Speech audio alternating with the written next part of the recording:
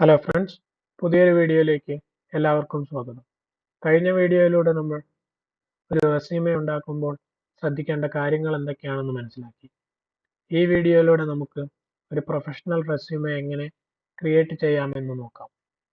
അതിൻ്റെ ഒരു മോഡൽ പരിചയപ്പെടാം.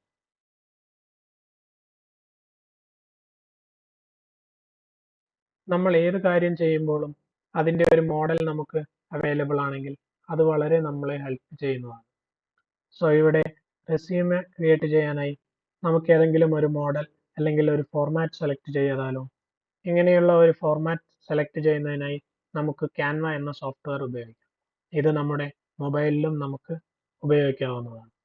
നമ്മുടെ ജിമെയിൽ അക്കൗണ്ട് ഉപയോഗിച്ചുകൊണ്ട് തന്നെ canva.com എന്ന സൈറ്റിൽ നിന്നും നമുക്കിത് ലോഗിൻ ചെയ്ത് ഒരു അക്കൗണ്ട് വേണമെങ്കിൽ ക്രിയേറ്റ് ചെയ്യാം. ക്യാൻവയുടെ ഹോം പേജ് ഇതുപോലെയാണ് നിങ്ങൾക്ക് കാണാവുന്നത്. ഇവിടെ നമുക്ക് ഒരു സെർച്ച് ബോക്സ് കാണാം.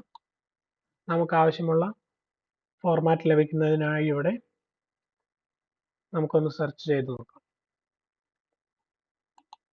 നമുക്ക് ഇഷ്ടമുള്ള രീതിയിൽ ഇതിൽ സെർച്ച് ചെയ്തുകൊണ്ട് ആവശ്യമായിട്ടുള്ള ഫോർമാറ്റ് സെലക്ട് ചെയ്യാവുന്നതാണ്. ഇവിടെ ഒരുപാട് ഫോർമാറ്റ്സ് അവൈലബിൾ ആയിട്ടുണ്ട്. നമുക്ക് ഉചിതമെന്ന് തോന്നുന്ന ഏതെങ്കിലും ഒരു ഫോർമാറ്റ് സെലക്ട് ചെയ്ത് അതിൽ നിന്നും നമുക്ക് എഡിറ്റ് ചെയ്യാവുന്നതാണ്. ഇവിടെ നമുക്ക് പ്രോ എന്നുള്ള ഈ ഒരു സിമ്പിൾ കാണാം. അത് നമ്മൾ ഉപയോഗിക്കുകയാണെങ്കിൽ അതിൽ ക്യാൻവയുടെ ഒരു വാട്ടർമാർക്ക് പ്രത്യക്ഷമാവുന്നതാണ്. അതിനു പകരം നമുക്ക് ഈ ഒരു പ്രോ സിമ്പിൾ ഇല്ലാത്ത ഏതെങ്കിലും ഒരു ഫോർമാറ്റ് നമുക്ക് ഫ്രീ ആയിട്ടുള്ള ഏതെങ്കിലും ഒരു ഫോർമാറ്റ് സെലക്ട് ചെയ്യാം.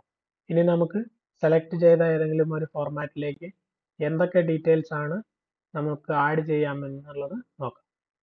ഞാനിപ്പോൾ ഇവിടെ ഈ ഒരു ഫോർമാറ്റ് സെലക്ട് ചെയ്തിരിക്കുകയാണ്. ഈ ഒരു ഭാഗത്തായി നമുക്ക് നമ്മുടെ ഫോട്ടോ ഇതിലേക്ക് ആഡ് ചെയ്യാവുന്നതാണ്. കുറച്ച് വലിയ ഒരു ഫോണ്ടിൽ നമ്മുടെ പേര് ഇവിടെ നൽകാം. തൊട്ടു താഴെയായി നമ്മുടെ പ്രൊഫഷണൽ ടൈറ്റിൽ, ഇപ്പോൾ നിങ്ങൾ അക്കൗണ്ടന്റ് ആണ് അല്ലെങ്കിൽ ഡിസൈൻ എഞ്ചിനീയർ ഓർ ഡിസൈനർ തുടങ്ങിയ നമ്മുടെ ടൈറ്റിൽസ് എല്ലാം നമുക്ക് വേണമെങ്കിൽ ഇവിടെ ടൈപ്പ് ചെയ്ത് നൽകാവുന്നതാണ്.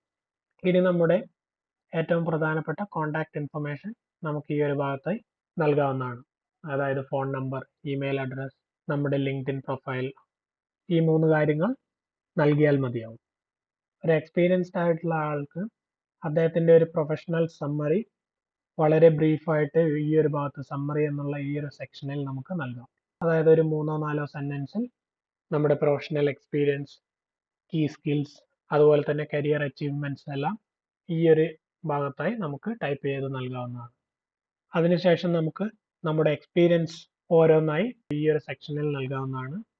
സോ ഏറ്റവും അവസാനമുള്ള, അതായത് നമ്മുടെ ഇപ്പോഴുള്ള എക്സ്പീരിയൻസ്, ഫോർ എക്സാമ്പിളായി ഞാനിപ്പോൾ 2023 മുതൽ ഇപ്പോൾ ഒരു കമ്പനിയിൽ ജോലി ചെയ്തുകൊണ്ടിരിക്കുകയാണെങ്കിൽ ആ എക്സ്പീരിയൻസ് ഞാൻ ആദ്യം ഇവിടെ ലിസ്റ്റ് ചെയ്യുന്നു. നമ്മുടെ ജോബ് ടൈറ്റിൽ എന്തായിരുന്നു, ആ കമ്പനിയുടെ നെയിം, അതിന് താഴെയായി ഡ്യൂറേഷൻ, ഏത് മാസം ഏത് വർഷം സ്റ്റാർട്ട് ചെയ്തു, അതിനുശേഷം ഇപ്പോൾ ഏത് വർഷം ഏത് മാസം വരെ ജോലി ചെയ്തു എന്നുള്ള ഡീറ്റെയിൽസ്, ഇപ്പോഴും തുടർന്നുകൊണ്ടിരിക്കുകയാണെങ്കിൽ പ്രസന്റ് എന്ന് നൽകാവുന്നതാണ്.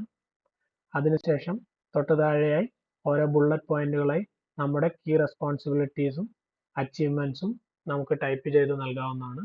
റെസ്പോൺസിബിലിറ്റീസ് എല്ലാം നമ്മൾ ടൈപ്പ് ചെയ്യുമ്പോൾ കഴിഞ്ഞ വീഡിയോയിൽ പറഞ്ഞതുപോലെ ജോബ് ഡിസ്ക്രിപ്ഷനിലുള്ള കീവേഡ്സ് ഉപയോഗിക്കാൻ പ്രത്യേകം ശ്രദ്ധിക്കണം. അതുപോലെ തന്നെ സ്ട്രോങ് ആയിട്ടുള്ള ആക്ഷൻ വെർബും നമ്മൾ യൂസ് ചെയ്യാൻ ശ്രദ്ധിക്കണം. ക്വാണ്ടിഫയബിൾ ആയിട്ടുള്ള റിസൾട്ട്സ്, അതായത് ഫോർ എക്സാമ്പിൾ ആയിട്ട് നമ്മുടെ പ്രവർത്തന ഫലമായി കമ്പനിയുടെ സെയിൽസ് 20% അല്ലെങ്കിൽ 10% ഇൻക്രീസ് ആയി, അതുപോലെയുള്ള ഏതെങ്കിലും ഒരു നമ്പർ നൽകാൻ ശ്രദ്ധിക്കുകയാണെങ്കിൽ അത് വളരെ ഉപകാരപ്പെടുന്നതാണ്. ഇതേ ഫോർമാറ്റിൽ തന്നെ നിങ്ങളുടെ ഇതിനു മുമ്പുള്ള എക്സ്പീരിയൻസും നമുക്ക് ലിസ്റ്റ് ചെയ്യാവുന്നതാണ്. നമ്മുടെ ചില എക്സ്പീരിയൻസ് ഇപ്പോഴുള്ള ജോബ് ഡിസ്ക്രിപ്ഷനുമായിട്ട് മാച്ച് ചെയ്യുന്നതായിരിക്കില്ല. അങ്ങനെയെങ്കിൽ അത് നൽകണമെന്ന് നിർബന്ധമൊന്നുമില്ല. പക്ഷേ നമ്മളുടെ പ്രൊഫഷണൽ കരിയറിൽ എന്തെങ്കിലും ഗ്യാപ്പ് ഉള്ളത് ചിലപ്പോൾ നെഗറ്റീവായിട്ട് വരാം.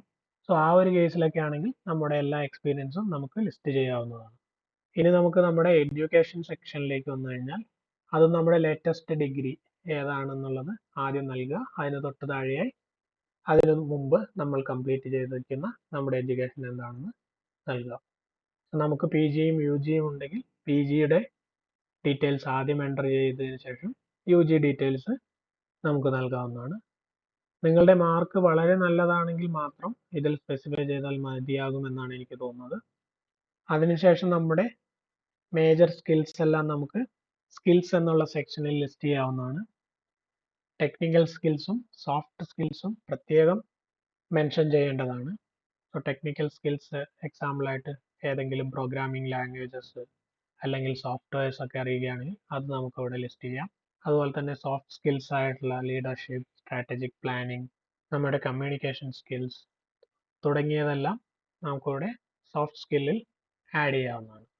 അതിനുശേഷം ആവശ്യമെങ്കിൽ മാത്രം നമുക്ക് നമ്മുടെ ലാംഗ്വേജ് പ്രൊഫിഷ്യൻസി ആഡ് ചെയ്യാം. അവസാനമായി നമുക്ക് ഈ ജോബ് ഡിസ്ക്രിപ്ഷനുമായി ബന്ധപ്പെട്ടുള്ള എന്തെങ്കിലും സർട്ടിഫിക്കേഷൻസ് നമ്മൾ ചെയ്തിട്ടുണ്ടെങ്കിൽ ആ ഒരു ഡീറ്റെയിൽസും നമുക്ക് സർട്ടിഫിക്കേഷൻ്റെ നെയിമും അത് ഇഷ്യൂ ചെയ്യുന്ന ഓർഗനൈസേഷൻ തുടങ്ങിയ കാര്യങ്ങളും നമുക്ക് എൻ്റർ ചെയ്ത് നൽകാവുന്നതാണ്.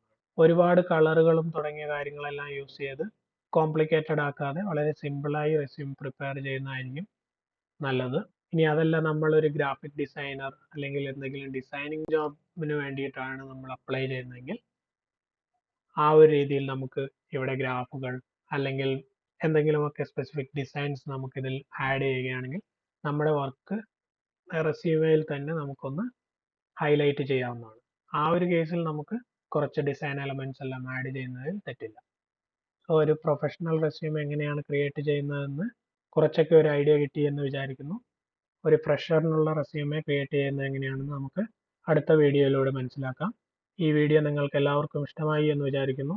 തുടർന്നും ഇതുപോലുള്ള വീഡിയോസ് ലഭിക്കുന്നതിനായി ഈ ചാനൽ ലൈക്ക് ചെയ്യുക, ഷെയർ ചെയ്യുക, സബ്സ്ക്രൈബ് ചെയ്യുക. മറ്റൊരു വീഡിയോയുമായി വീണ്ടും കാണാം. Thank you.